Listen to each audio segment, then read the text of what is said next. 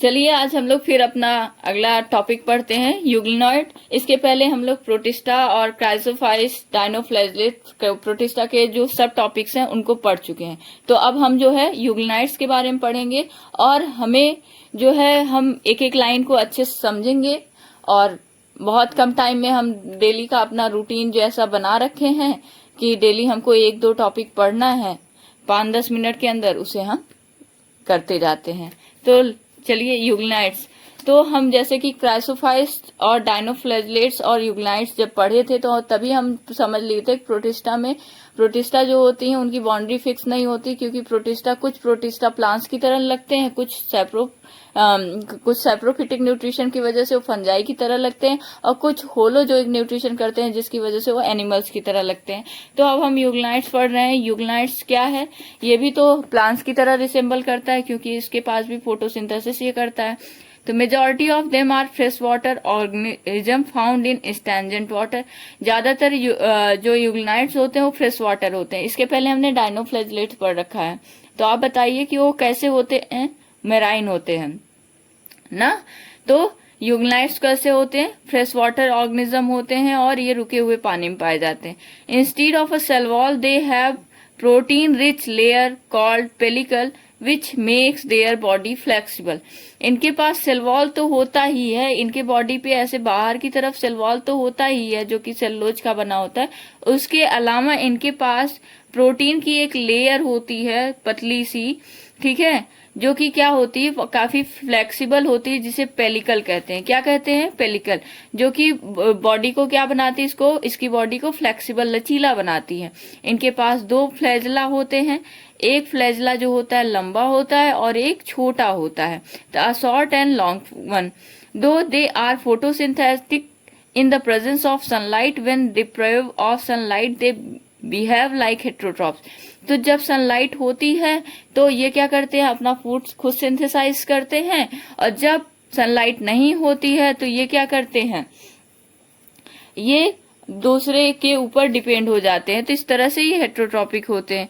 और हेट्रोट्रॉप्स की तरह जब ये होते हैं तो ये क्या खाते हैं, प्रीडेटिंग ऑन अदर स्मॉलर ऑर्गेनिज्म। जो इनसे छोटे जीव होते हैं फ्रेश वाटर में, जो इनसे छोटे ऑर्गेनिज्म होते हैं उनको ये क्या, तो जो यूग्लिनाइड्स के पिगमेंट्स होते हैं, जैसे कि यूग्लिनाइड्स में क्लोरोफिल ए पाया जाता है, तो ये हायर प्लांट्स में भी पाया जाता है और सारे जो पिगमेंट्स हैं वो भी हायर प्लांट्स में पाया जाता है। इसका एग्जांपल क्या है? यूग्लिना।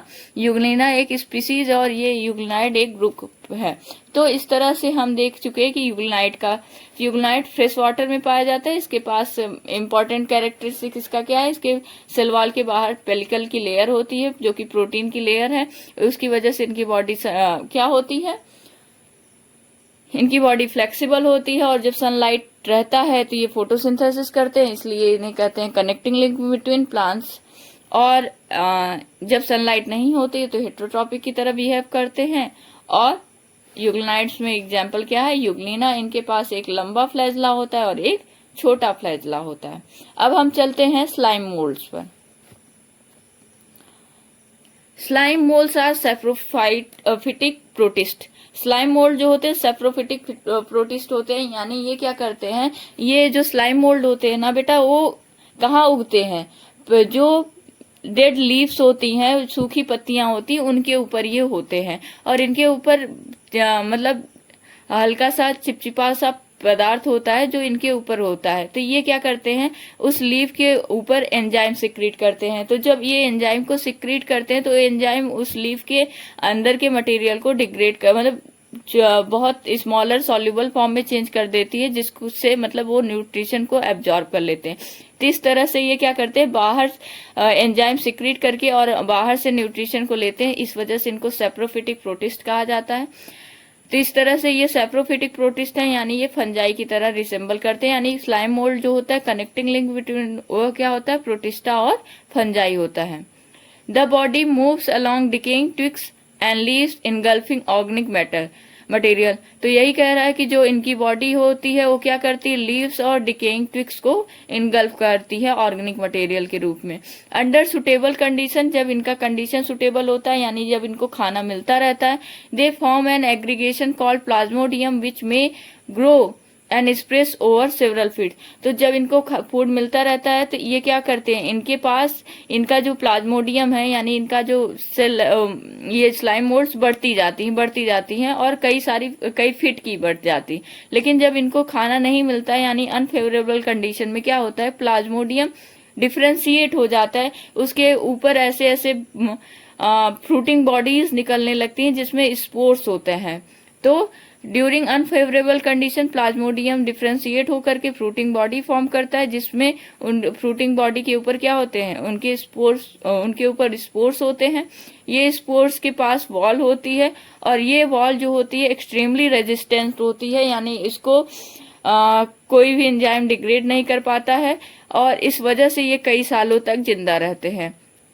एडवर्स कंडीशन में भी, मतलब बहुत हार्श कंडीशन हो उसमें भी ये क्या करते हैं, इनका वॉल एकदम एक्सट्रीमली रेजिस्टेंट होने की वजह से ये एडवर्स कंडीशन में भी कई सालों तक रह सकते हैं। तो इनका स्पोर्स जो होता है एयर करंट के द्वारा यानी हवा के माध्यम से एक जगह से दूसरी जगह बिखरता है, डिस्पर्स होता है। ठीक, अब हम प्रोटोजोअन्स भी पढ़ लेते हैं, बहुत ज्यादा नहीं है, तो हमको लग रहा है 10 मिनट के अंदर अंदर हमारी वीडियो खत्म हो जाएगी। Protozoans, all protozoans are heterotrophs and live as predators are parasite. जितने भी प्रोटोजोअन्स होते हैं वो हेट्रोट्रॉप्स होते हैं, यानी वो दूसरे के ऊपर डिपेंड होते हैं, यानी वो अपना खाना खुद सिंथेसाइज नहीं करते, यानी वो अदर से क्या करते हैं, नरिश करते हैं खुद को। लिव एज प्रीडेटर, ये प्रीडेटर के तरह रहते हैं, यानी किसी का शिकार करते हैं, या पैरासाइट या किसी के ऊपर रहते हैं। दे, इन दोनों में काफी अंतर है, ठीक है।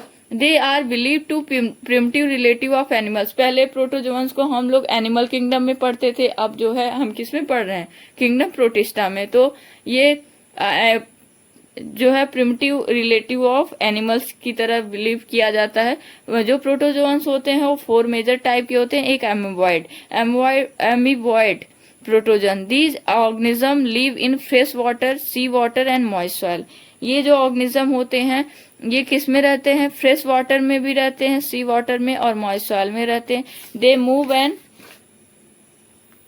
Capture their prey by putting out pseudopodia as in amoeba. जैसे कि अमीबा में स्यूडोपोडिया होता है वैसे इनके पास भी स्यूडोपोडिया होता है, जिसकी वजह से ये क्या करते हैं, स्यूडोपोडिया की वजह से स्यूडोपोडिया को बाहर निकालते हैं और उससे अपना जो है प्रे को कैप्चर करते हैं, जो भी शिकार है उसको कैप्चर करके इनगल्फ कर लेते हैं।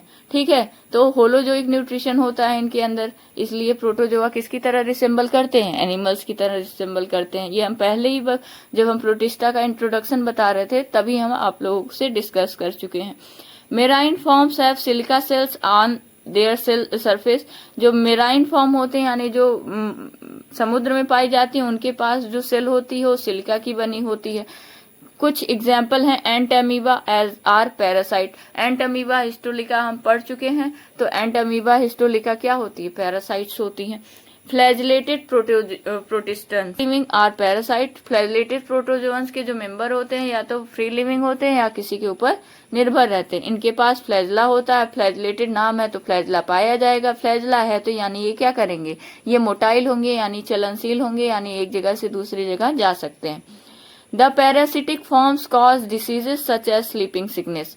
जो ट्रिपैनोसोमा जो होता है इसकी वजह से स्लीपिंग सिकनेस होता है, यानी ये ट्रिपैनोसोमा जो है बीमारी ऐसे हमको मैथ द फॉलोइंग में दे सकता है कि एंट अमीबा की वजह से कौन सी बीमारी होती है, ट्रिपैनोसोमा की वजह से कौन सी बीमारी होती है, या लिखा जा सकता है कि एंट अमीबा क्या है, अमीबॉइड प्रोटोजोअन्स है या फ्लैजिलेटेड या सिलिएटेड या स्पोरोजोअन्स। जब आप लाइन पढ़े रहेंगे तो आपको समझ में आएगा। ठीक, ciliated protozoans, these are aquatic actively moving organism because of the presence of 1000 cilia. अब ये जो प्रोटोजोअन्स होते हैं इनके बॉडी के बाहर जो होते हैं हेयर लाइक स्ट्रक्चर पाए जाते हैं जिसे सीलिया कहते हैं। तो इनके पास बहुत सारे सीलिया होते हैं जिसकी वजह से ये क्या करते हैं, एक्टिवली मूविंग ऑर्गेनिज्म होते हैं और पानी में रहते हैं। They have a cavity gullet that opens to the outsides of the cell surface. जिनके पास एक कैविटी होती है जिसे गलेट कहते हैं, जिनकी वजह से ये गलेट जो होता है वो बाहर की तरफ ओपन होता है। The coordinated movements of row of cilia cause the water laden with the food to be steered into gullet. तो जो कोऑर्डिनेटेड मूवमेंट होता है सीलिया की वजह से, जो पानी जो है, पानी की मूवमेंट अंदर की तरफ आती है और गलेट में जाती है, जिसमें पानी जब जाता है तो उसके अंदर जो फूड भी होता है वो भी क्या होता है, गलेट के अंदर चला जाता है। तो जिससे ये क्या करते हैं, खाना ले पाते हैं, मतलब अपने ऑर्गेनिज्म जिनको इनको खाना है वो इनके गलेट में चला जाता है, तो इस तरह से खाना ले पाते हैं। तो इसका एग्जाम्पल क्या है, पैरामीशियम। हम पहले से जानते हैं पैरामीशियम में क्या होता है, स्ट्रक्चर यहाँ पीछे देखते हैं, इसमें काफी क्या है, सीलिया पाए गए हैं और ये इसका गलेट है जिससे ये फूड को इनगल्फ करता है। इसके बाद हम देखते हैं sporozoans. This includes diverse organism that have infectious spore like stage in their life cycle. तो स्पोरोजोन्स जो होते हैं ये बहुत डाइवर्स ऑर्गेनिज्म हैं जिनकी that have infectious spore like stage, इनकी जो स्पोर लाइक स्टेज होती है वो इन्फेक्शियस होती है इनके लाइफ साइकिल में। The most notorious is Plasmodium, malaria का पैरासाइट है प्लाज्मोडियम। हम देखते हैं कि मलेरिया पूछते हैं, तो मलेरिया किसकी वजह से होता है, प्लाज्मोडियम की वजह से होता है। और प्लाज्मोडियम क्या है, स्पोरोजोअन्स है। स्पोरोजोअन्स किस में आते हैं, प्रोटोजोआ में आते हैं, और प्रोटोजोआ क्या है, प्रोटिस्टा है। ठीक, हमारा ये टॉपिक खत्म होता है। हम इम्पोर्टेंट लाइंस को डिस्कस कर चुके हैं। आई होप आपको समझ में आया होगा। जो नहीं समझ में आया है उसे आप कमेंट सेक्शन में जरूर बताइएगा। थैंक्स।